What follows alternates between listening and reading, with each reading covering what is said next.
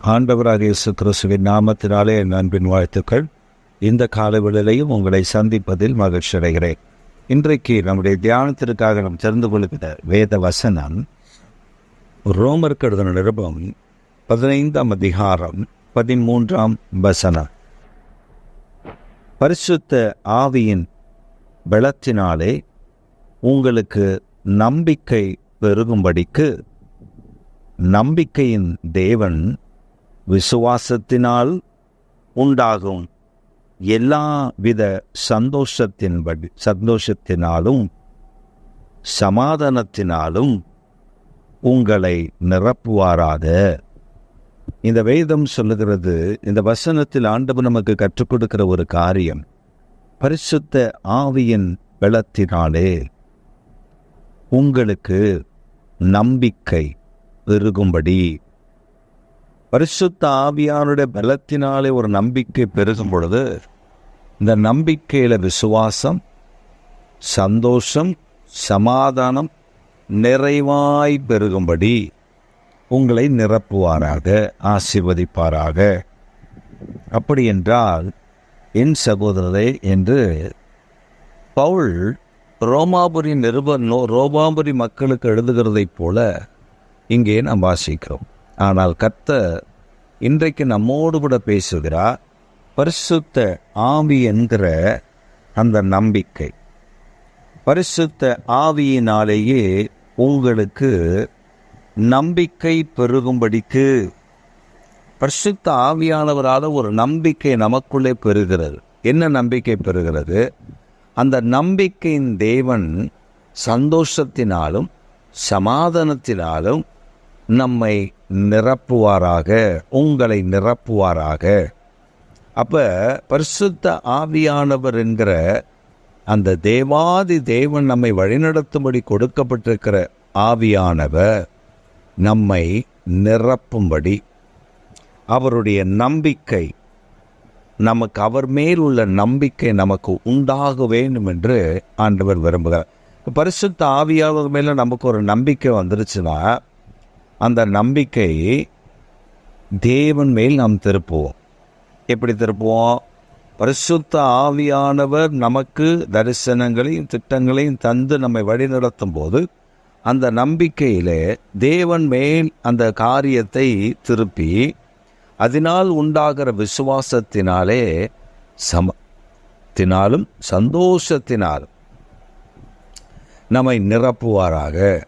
ஆவியானவர் மேலே நம்ம நம்பிக்கை வைக்கும் பொழுது, அந்த நம்பிக்கை தேவன் மேல் உண்டாகிற நம்பிக்கையின் விசுவாசத்தை நமக்கு தருகிறது. நம்பிக்கை விசுவாசம் மாத்திரமல்ல, சந்தோஷத்தையும் சமாதானத்தையும் தருகிறது. இப்போ உதாரணத்துக்கு நான் ஒன்று சொல்கிறேன் பாருங்க. நமக்கு ஒரு கடைக்கு போகிறோம். அந்த கடைக்காரர் மேலே ஒரு நம்பிக்கை, அப்போ தானே பொருள் வாங்குவோம். அந்த கடைக்காரர் ஒரு பொருளை காண்பிக்கிறார்.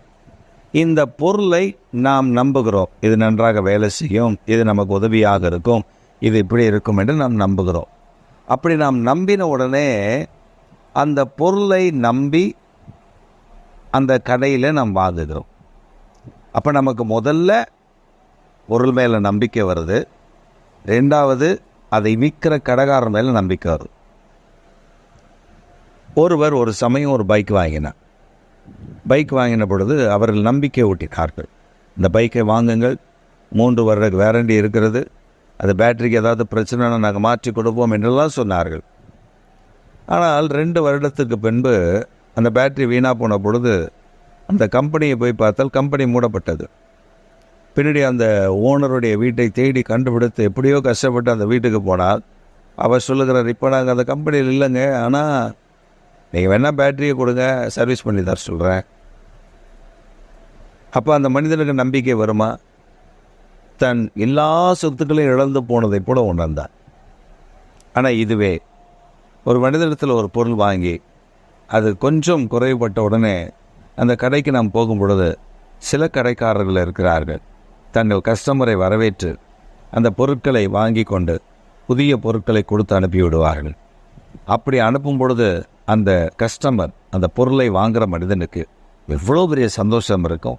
என்னையும் மதித்து இந்த காரியத்தை செய்துவிட்டார் என்று போய் விளம்பரம் இல்லாமலே பல இடத்துல விளம்பரம் பண்ணுவான்.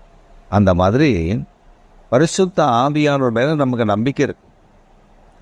நம்ம பரிசுத்த ஆவியானவர் மேலே நம்ம நம்பிக்கை வைக்கிறோம். வச்சு தான் அவரிடத்துல அவரை சார்ந்து அவரை முன்வைத்து நாம் ஜெபிக்கிறோம். இந்த ஜெபத்தை பரலோகத்தில் இருக்கிற தேவன், பிதாவாகிய தேவன் கேட்கிறார். அவர் கேட்கும் பொழுது தேவன் மேலுள்ள விசுவாசம் நமக்குள்ளே கொழுந்து விட்டு எரிகிறது. நமக்குள்ள சமாதானம் வருகிறது, சந்தோஷம் வருகிறது. இதை தேவன் பரிசுத்த ஆவியானவர் மூலமாய் நம்மை நிரப்பிக் கொண்டே இருக்கிறார். நாம் வாங்கின பொருள்னால நமக்கு நன்மை உண்டாகும் பொழுது, அந்த பொருள் வேலை செய்யும் போது நமக்குள்ள எப்படி ஒரு சந்தோஷம், அந்த கடைக்காரர் குறித்து சந்தோஷம் வருவது, அதே போல பரிசுத்த ஆவியானவர் நாம் பெற்றுக்கொண்ட பொழுது அவர் மேல் நம்பிக்கை வைத்த சந்தோஷம், பிதாவாகிய தேவனிடத்தில் நாம் ஜெபிக்கும் பொழுது, பரிசுத்த ஆவியானவர் இணைந்து ஜெபிக்கும் பொழுது நமக்குள்ள விசுவாசத்தினால் நிரப்பப்படுகிறோம், சமாதானத்தினால் நிரப்பப்படுகிறோம், சந்தோஷத்தினால் நிரப்பப்படுகிறோம். பல வேளைகளில் அந்த பரிசுத்த ஆவியில் நிரம்பி ஜெபிப்பது என்றால் என்னவென்று தெரியாமல் இருப்பதனால்தான் எல்லாவற்றையும் நான் இழந்து விடுகிறோம். இன்றைக்கு ஆண்டவர் உங்களுக்கு எனக்கு சொல்லிக் கொடுக்க விரும்புகிற ஒரு காரியம் என்ன தெரியுமா? நீங்கள் பரிசுத்த ஆவியின் உண்டாகும் நம்பிக்கையிலே அந்த நம்பிக்கையின்படி, அந்த நம்பிக்கையின் தேவன் அவர் மேல் அந்த விசுவாசம் அது இனி பெருகும்.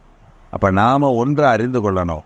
பரிசுத்த ஆவியானோட முன்னிறுத்தி நாம் ஜெபிக்கும் பொழுது, பரிசுத்த ஆவியானோட உதவியோடு ஜெபிக்கும் பொழுது, ஆவியில் நிரம்பி நாம் ஜெபிக்கும் பொழுது நம்முடைய ஜெபங்கள் பிதாவாகிய தேவனை சென்றடைகிறது. இந்த தேவாதி தேவன் நமக்குள்ள அந்த ஜெபத்தை கேட்கிறதுனால நமக்குண்டாகிற விசுவாசம், அந்த ஜெபத்தினால நமக்குண்டாகிற சமாதானம், அந்த ஜெபத்தினால் நமக்கு கிடைக்கிற சந்தோஷம் நம்மை எப்பொழுதும் நிரப்பிக் கொண்டிருக்கு. இன்றைக்கு நீங்கள் ஜெபிக்கிற ஜெபங்களுக்கு பதில் கொடுக்க போகிறார். உங்கள் விசுவாசம் பெருக போகிறது, உங்கள் சமாதானம் பெருக போகிறது, உங்கள் சந்தோஷம் நிறைவாய் இருக்க போகிறது.